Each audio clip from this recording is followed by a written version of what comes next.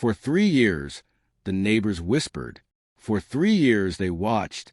And for 3 years, they thought 72-year-old Margaret Henderson had lost her mind. Every single day, rain or shine, this elderly widow would leave food on her porch for a man nobody trusted. A man covered in tattoos, leather, and secrets. They called social services on her. They called the police on him. They even held a neighborhood meeting to discuss the Margaret problem. But when the truth finally came out, every single one of them would regret ever doubting her. Willow Creek was the kind of town where everyone knew everyone. White picket fences, block parties every summer. The kind of place where people still left their doors unlocked. Margaret Henderson had lived on Maple Street for 42 years. She was a retired school teacher, a widow of 15 years, and by all accounts, a pillar of the community. She baked cookies for the church fundraiser. She never missed a town hall meeting. Until 3 years ago, when everything changed. It was a Tuesday morning in September when he first appeared. The sound of his Harley-Davidson shattered the peaceful silence of Maple Street at 6:47 a.m. Neighbors peeked through their curtains to see a mountain of a man climbing off a black motorcycle. He was at least 6 feet 4 inches, probably 250 pounds of solid muscle. A thick beard covered half his face. His arms were covered in tattoos, skulls, flames, symbols the neighbors didn't recognize and didn't want to. A leather vest with patches that looked dangerous. Combat boots, dark sunglasses, even though the sun was barely up, and he parked right in front of Margaret Henderson's house. Carol Stevens, who lived next door, watched from her kitchen window as the biker walked up to Margaret's door and knocked. 3 heavy knocks that echoed down the street. Margaret opened the door. Carol expected to hear screaming, to see the old woman terrified. Instead, she watched in disbelief as Margaret smiled, nodded, and handed the biker a brown paper bag. The biker took it, gave a small nod, walked back to his motorcycle, and drove away. The whole interaction lasted maybe 90 seconds. That was odd, Carol thought. But Willow Creek was a friendly town. Maybe Margaret knew him from somewhere. The next morning, at 6:47 a.m. exactly, the motorcycle returned. Same routine. 3 knocks. Margaret handed him a paper bag. He left. Day 3. Same thing. Day 4. Same thing. By the end of the first week, the entire neighborhood was talking about it. "Who?" I asked that man. "Did you see those tattoos?" Margaret's never mentioned any family. "He looks like he's in a gang." Carol decided to do what any concerned neighbor would do. She confronted Margaret directly. "Margaret, honey, who was that man on the motorcycle?" Margaret smiled warmly. "Oh, that's just someone who needs a meal. But do you know him? Is he family?" "He's someone in need, dear. That's all that matters." Carol pressed further. "Margaret, he looks dangerous. Those tattoos, that bike. I'm worried about you. Has he threatened you? Are you being forced to feed him?" Margaret laughed softly. "Carol, I'm fine. Really. He's just hungry and I have food to spare. But who is he? Someone who needs help." That was all Margaret would say. Carol left frustrated and more worried than before. That evening, she called an emergency neighborhood meeting. 17 residents showed up at Carol's living room that Thursday night. The consensus was unanimous. Something was very wrong. "She won't tell us who he is," Carol explained. "She's being evasive, secretive." Tom Bradley, who lived 3 houses down, spoke up. "I've seen him too. Every morning, same time. That's not normal behavior. That's routine, like he's controlling her." "Maybe he's extorting her," suggested Jennifer Park. "You know, protection money? Feed me or else." "Or maybe," said old Mr. Peterson, "he's manipulating her, taking advantage of a lonely widow. These biker gangs, they target vulnerable people." Sarah Williams raised her hand. "I actually tried to follow him once. He drove to the industrial district, near those abandoned warehouses. Then I lost him." The room went quiet. "The abandoned warehouses," Tom repeated slowly. "That's where all the drug activity happens. The police raided a meth lab there last year. The implications hung heavy in the air. We need to do something, Carol said firmly. Margaret clearly can't or won't protect herself. They voted. The decision was made. They would call the police. Officer Mike Chin responded to the call the next morning. He arrived at Margaret's house at 10 a.m., well after the mysterious biker's daily visit. Mrs. Henderson, your neighbors are concerned about a man on a motorcycle who's been visiting you every morning. Margaret sighed deeply. Yes, I know they've been watching. Can you tell me who this person is? Are you in any danger? Officer, I appreciate your concern, but I'm perfectly safe. I'm just feeding someone who needs food. But who is he? What's his name? Margaret hesitated. I'd rather not say. Officer Chen's concern deepened. Mrs. Henderson, if someone is threatening you, forcing you to give them food or money, you need to tell me. We can protect you. Nobody is forcing me to do anything. I'm doing this because I want to.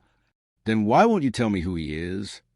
Margaret looked Officer Chen straight in the eye. Because it's nobody's business but mine and his. Officer Chen left without answers, but he filed a report. The neighbors weren't satisfied. Over the next few weeks, the situation escalated. Someone spray-painted Biker Geo Home on the sidewalk in front of Margaret's house. She cleaned it up without comment. A petition circulated demanding Margaret cease harboring suspicious individuals in our family-friendly neighborhood. She ignored it. Carol called Adult Protective Services, suggesting Margaret might be experiencing cognitive decline. A social worker visited Margaret, conducted a full assessment, and concluded she was of completely sound mind. She's sharp as a tack, the social worker reported. Actually sharper than most people half her age. There's absolutely nothing wrong with her mentally. But the neighbors weren't convinced. She's clearly being manipulated, they insisted. She's too smart for her own good. She thinks she's helping, but she's being used. The biker, for his part, never varied his routine. Every morning at 6:47 a.m., 3 knocks, paper bag, gone within 2 minutes. He never spoke, never looked at anyone else, never acknowledged the growing hostility around him. But the neighbors noticed other things. He had a teardrop tattoo under his left eye. That means he killed someone, Tom Bradley insisted. I saw it in the documentary. His leather vest had patches. Those are gang symbols, claimed Jennifer Park. My cousin's a cop in Detroit. He says those patches mean he's in an outlaw motorcycle club. Someone photographed his license plate and tried to run a background check. It came back to a registration in Nevada, but no other information. The theories grew wilder. He's definitely dealing drugs and using Margaret as a front. Maybe he's casing the neighborhood for a robbery. What if he's part human trafficking? I heard those biker gangs run guns across state lines. Month after month, the routine continued. Margaret remained tight-lipped. The biker remained silent. The neighborhood remained on edge. Then came the incident that changed everything. It was a cold February morning, 15 months after the biker first appeared. Carol was watching through her window, as usual, when she saw something different. The biker arrived at 6:47 a.m. as always. But this time, after receiving his paper bag, he didn't leave immediately. He stood on Margaret's porch, and they talked, for nearly 5 minutes. Carol couldn't hear what they were saying, but she saw Margaret nod several times. Then she saw something that made her blood run cold. The biker reached into his jacket. "Oh my God, he has a gun," Carol whispered. But he didn't pull out a gun. He pulled out what looked like a phone or a small device. He showed it to Margaret. She looked at it, nodded again, and squeezed his arm gently. Then he left. Carol immediately called 911. There's a suspicious biker at 342 Maple Street. He just showed something to an elderly woman. We believe she's being threatened or coerced. Please send someone immediately. This time, 2 patrol cars responded. Officers Chun and Rodriguez knocked on Margaret's door 10 minutes later. Mrs. Henderson, we received another call about the man on the motorcycle. Your neighbor saw him show you something this morning. She's worried he threatened you. Margaret looked tired. Officers, I've told you before. I'm fine. Ma'am, We have a duty to investigate. Can you tell us what he showed you? It was personal. Mrs. Henderson, please. We're trying to help you. Margaret closed her eyes for a long moment. When she opened them, they were filled with tears. You want to know who he is?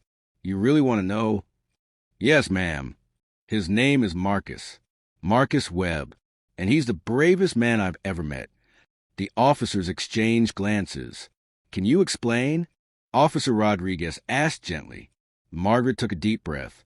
3 years ago, my grandson Tommy disappeared. He was 16 years old. Just vanished one day after school. The police searched. I hired private investigators. Nothing. No leads. No body. Just gone. Her voice cracked. Everyone told me to accept that he was dead, but I couldn't. I wouldn't. She wiped her eyes.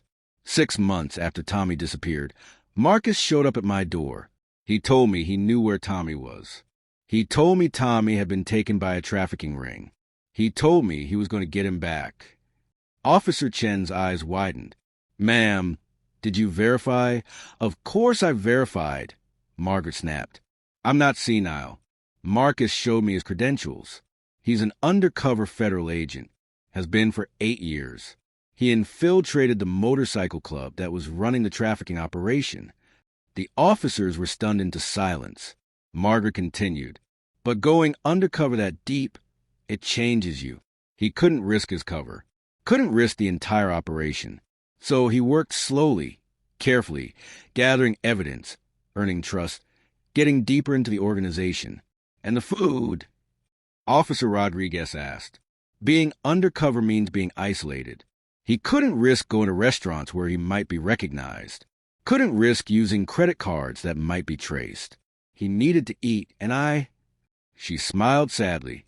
I needed to feel like I was doing something, helping somehow. Did he find your grandson? Margaret's smile grew. He found 14 children. 14. Tommy was one of them, but there were 13 others. 13 other families who got their children back because Marcus Webb spent 3 years of his life pretending to be a monster. She pulled out her phone and showed them a photo. A teenage boy, smiling, standing next to Margaret. That's Tommy. He's 18 now. He's in college, studying criminal justice because of Marcus. Officer Chin felt his throat tighten. Mrs. Henderson, we had no idea. Of course you didn't. That was the point. Marcus couldn't tell anyone. If word got out, if anyone knew, the entire operation would have been compromised. Those children would have been moved or killed. So he suffered in silence. And I fed him, because it was the only thing I could do. What did he show you this morning? Officer Rodriguez asked. Margaret's eyes filled with tears again, but this time they were tears of joy. The verdict. The trial ended yesterday. Every single member of that trafficking ring was convicted. Life sentences. All of them. Marcus's testimony sealed it. It's finally over. She looked at both officers. He came to say goodbye. He's going back to his real life now. His real name. His real identity. He spent 3 years in hell, and now he finally gets to come home. The officers stood there, speechless. So you can tell Carol and Tom and Jennifer and everyone else who called you, you can tell them they were right about one thing. Marcus Webb is dangerous. He's dangerous to predators and monsters. He's dangerous to people who hurt children. And thank God for that. Officer Chin cleared his throat. Mrs. Henderson, we owe you an apology. You were doing your job. But yes, you do. The story spread through Willow Creek like wildfire. Carol Stevens cried for 2 hours straight when she heard the truth. Tom Bradley couldn't look Margaret in the eye for a month. Jennifer Park wrote a formal apology letter. The neighborhood association held an emergency meeting. Not to complain about Margaret, but to apologize to her. 17 people who had called the police, signed petitions, and gossiped about her stood in her living room and said they were sorry. Margaret accepted every apology with grace. You didn't know, she said simply, and in a way your suspicion helped. If you weren't watching, if you weren't calling the police, it made Marcus look even more legitimate to the people he was investigating. They saw that the neighborhood hated him. That made him more believable. The local paper ran a story. Undercover hero saves 14 children. Elderly woman kept a secret. Marcus Webb's real identity was revealed after the trial. He'd been Agent Marcus Webb of the FBI for 12 years, specializing in undercover operations. The biker persona, the tattoos, the leather, the beard, even the teardrop tattoo, all part of the cover. He gave one interview, and only one. Mrs. Henderson never asked me for proof after that first day, he said. She just believed me. And every morning, when I showed up at her door and she handed me that bag of food, she'd look me in the eye and say, "Stay safe." That's it. Just stay safe. And on the hardest days, when I didn't think I could keep going, when the things I had to see and do were too much, I'd remember that someone was waiting for me. Someone cared if I came back. He paused, his voice thick with emotion. She saved my life as much as I saved those kids. The 14 children rescued in the operation ranged from age 12 to 17. They'd been taken from 6 different states over 4 years. Because of Marcus Webb's work, 11 traffickers were sentenced to life in prison without parole. Margaret Henderson received a commendation from the FBI. She kept in a drawer, never displayed. When reporters asked her if she was proud, she said simply, "I just fed a hungry man." Marcus did the hard part. But Carol Stevens, who witnessed everything from the beginning, had a different perspective. Margaret did more than feed him, Carol said. She trusted him when nobody else would. She kept his secret when we all pressured her. She stood firm when we called her crazy. That takes a different kind of courage. 6 months after the trial ended, Marcus Webb visited Maple Street one more time.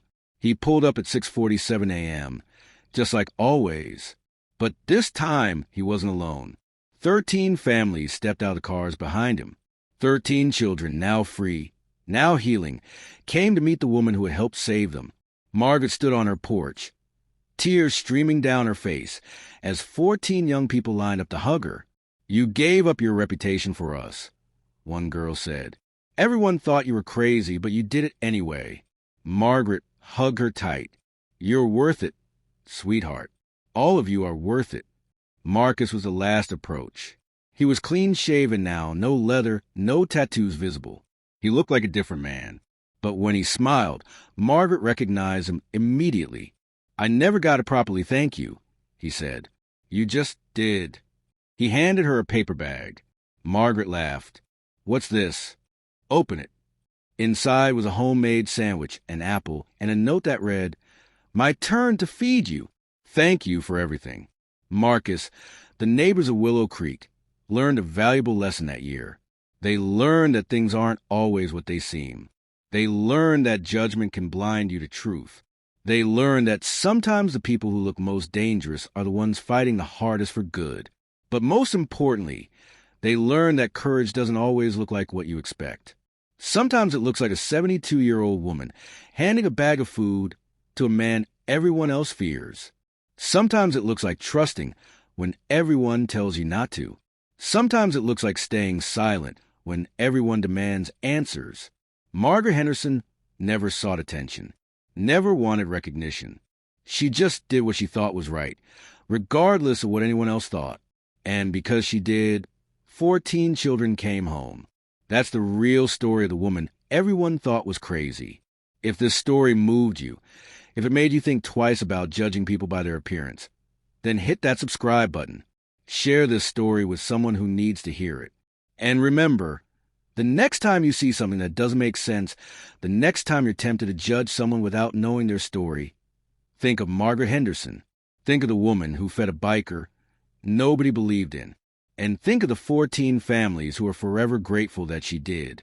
Thanks for watching. I'll see you in the next one.